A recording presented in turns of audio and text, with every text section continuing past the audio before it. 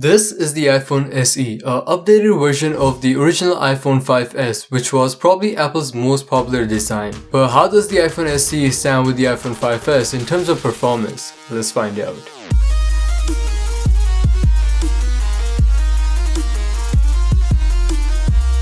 Let's start with the build quality. Both phones feel very premium holding them in hand, but the iPhone SE is a little bit more durable than the iPhone 5S. Speaking in terms of design, both phones actually look quite identical. In fact, the only way you can differentiate an iPhone SE from an iPhone 5S would be the rose gold color, which I got right over here, or the small SE badge on the back panel.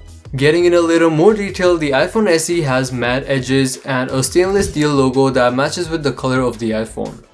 Looking at the front, both phones look identical. Both phones have first generation of Touch ID, which works fine, but the second gen is a little bit more faster and a little more accurate. For our camera, both phones have the same 1.2 megapixel front-facing camera. For our display, both phones have the same LCD panel 4-inch display, which is 1136 by 640 pixels.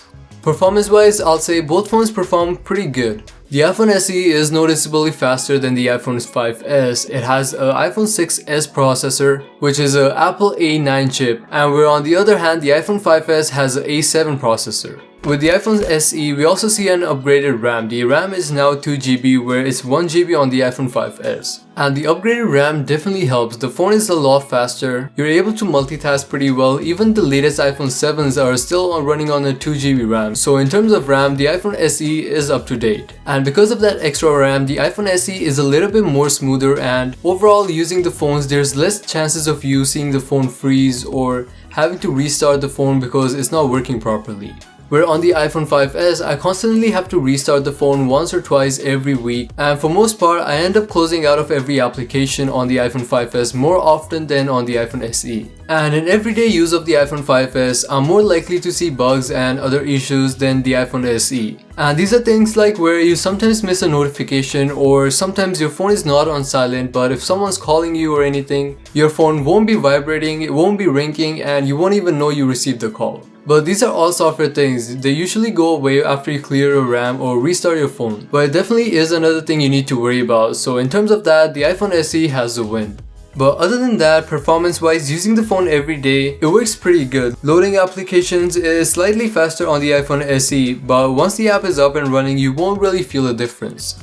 Gaming works fine on both phones, but if you're playing some high intensive games, the iPhone SE is a little bit more smoother and a little bit high quality and a better experience overall. But in terms of Geekbench, the results are something like this. But as I said, in everyday use, both phones work just fine. Speaking in terms of camera, the iPhone SE has a 12 megapixel camera that can record in 4K 30 frames per second, where the iPhone 5S has an 8 megapixel camera that can only record in 1080p. So this is one big difference when coming from the iPhone 5S to the iPhone SE.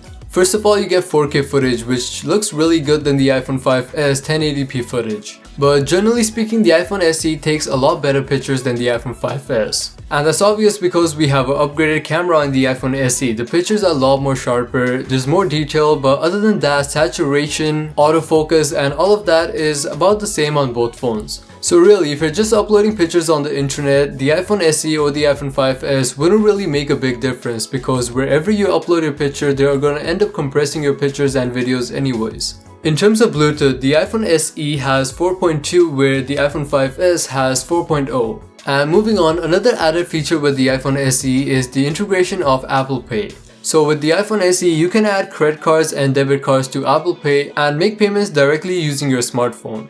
And moving on, in terms of battery, the iPhone SE has a 1642 mAh battery, where the iPhone 5S has a 1560 mAh battery. So technically, the iPhone SE battery should last you longer, and based on my testing, it does last you a lot longer than the iPhone 5S battery. And that also has to do with how old the phone is. So let's say you're looking for a used phone, no matter if it's an SE or the 5S. The SE is most likely gonna be a year old, where if you go for an iPhone 5S, it can probably be 2 to 3 years old. So battery life could be a lot worse on the iPhone 5S compared to the iPhone SE. But the good thing is batteries aren't really that expensive to replace. If you find out your battery life is pretty bad, you can get a new battery for about $15 to $20 and it can be changed yourself. But yeah, at the end, it all comes down to performance and price. The iPhone SE definitely performs faster than the iPhone 5s. But if you want to save a little bit of cash, you can definitely go for an iPhone 5s and it'll still perform really good. So really at the end, it all just comes down to what you're willing to spend and what your actual budget is. You spend a little bit more on the iPhone SE, it will last you a little bit longer and it will give you a little bit better performance than the iPhone 5s. Or you can go for the iPhone 5s, which is cheaper and a lot affordable than the iPhone SE.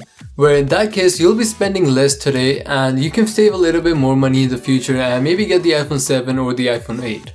But at the end, both phones perform really good. You get what you pay for, but if you're on a tight budget, the iPhone 5s is totally fine. Definitely don't fall for the cheap price tag. The iPhone 5s still performs really good. The only thing I would recommend is go for a higher model than the base storage, because with 16GB base storage, you're more likely to face problems and feel like a need to upgrade a lot faster than you should. So yeah guys, that was my opinion about the iPhone 5s and the iPhone SE. Let me know your thoughts about this in a comment down below and subscribe to Royal Tech if you haven't already. And as always, thanks for watching.